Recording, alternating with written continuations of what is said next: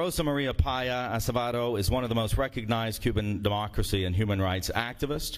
Her work is focused on advocacy for the human rights and the freedoms of the Cuban people and for a peaceful transition of power on the island by a means of a blinding plebiscite or referendum. Payá is the founder of Cuba Decide, a grassroots campaign to foster democracy in Cuba. She's the executive director of the Foundation for Pan-American Democracy, and she's the honorary president of the Latin American Youth Network for Democracy. As many of you may know, her father was assassinated by the Cuban regime in 2012. And what's remarkable is that by that time, her father had developed a correspondence with the great Czech dissident Václav Havel. And what is remarkable is that even at that point, the Czechoslovak government wouldn't dare to assassinate the leader of the democratic opposition there in Czechoslovakia, Václav Havel.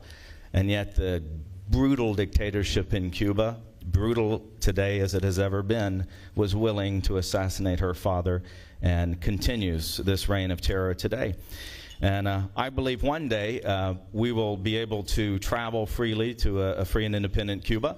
And hopefully it will be led by a democratically elected Rosa María Payá. But for tonight, we will merely offer you our Common Sense Courage Award. Please, Rosa María Payá.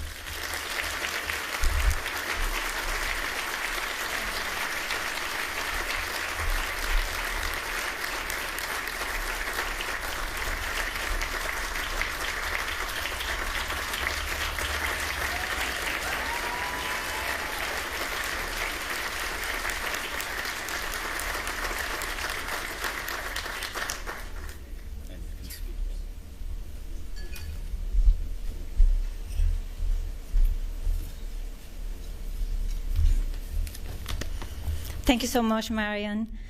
And thank you, Chairman Peter Fee, and of course to Governor DeSantis for his presence and his support here tonight, and his defense of freedom everywhere, as well as Congresswoman and dear friend María Elvira Salazar.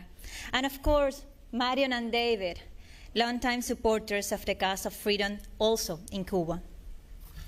It is an honor to win the Common Sense Courage Award from an organization that carrying out the urgent mission of promoting liberty and its sisters, prosperity and beauty. As Hans Urs von Balthasar said, in a world without beauty, the good also loses its attractiveness. No wonder communism is grotesque. We Cubans know this to be true. Communism mutilates the human soul in order to control society. But communism is not the only brand authoritarians use to systematically attack societies. Therefore, the battle that we all should be fighting is to stop authoritarian socialism, to end cancel culture, to open the eyes of young people to the lies of the propaganda that they are being fed, and to revoke communist power in the world. Actually, this hemisphere has paid a high price for tolerating dictatorship in Cuba. It has caused the end of democracy in Nicaragua and Venezuela and caused the largest refugee crisis in our region. The Cuban regime threatens peace and security in the continent, but especially in this country, by systematically provoking migratory crisis. It is involved in Russian sonic attacks against American diplomats, initially called the Havana Syndrome, and in many other sorts of criminal-related activities, from trafficking persons to providing sanctuary and support to terrorists. For the last 60 years, the Cuban regime has been portrayed as the innocent victim of the United States, as David versus Goliath, but the real Goliath is the Cuban regime, and the real David is the Cuban people, and that people have revolted.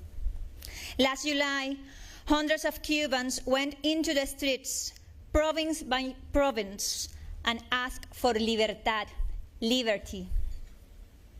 The regime reacted by militarizing the country. They imprisoned over 1,000 peaceful protesters. Many of them have been tortured. and are being sentenced in sham trials to decades in prison. But this disproportionate repression of the dictators is also a measure of their fear. The dictatorship had never before been so vulnerable and so exposed. However, the Cuban people still need the support of the international community. We need you, because you too play a role in our liberty, which is also your liberty. Your support in this crucial moment wouldn't just help the Cuban people, it would make you stronger and safer.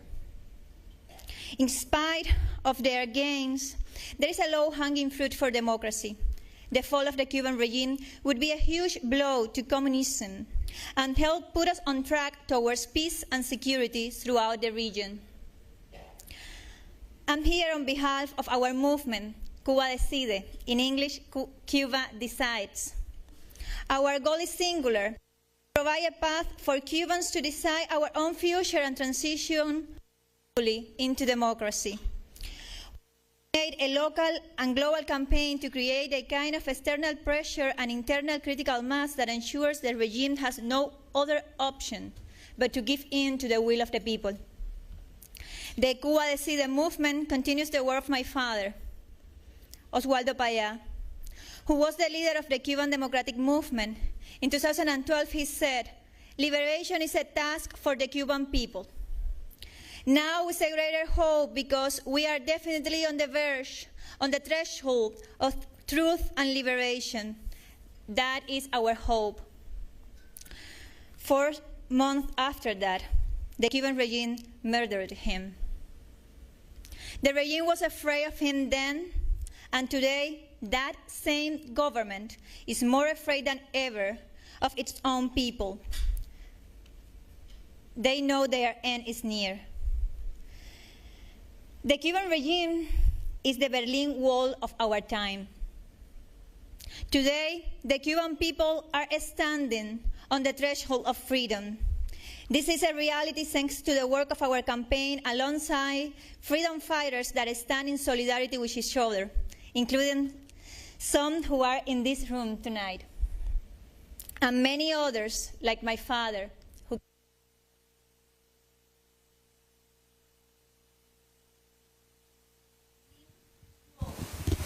sends waves of change across the hemisphere. The time to act is now, and the place to do it is Cuba. So I'm profoundly grateful for the Common Sense Society commitment to liberty. I accept this Courage Award as a recognition to the fight of the Cuban people and with invigorated commitment to the fight for freedom.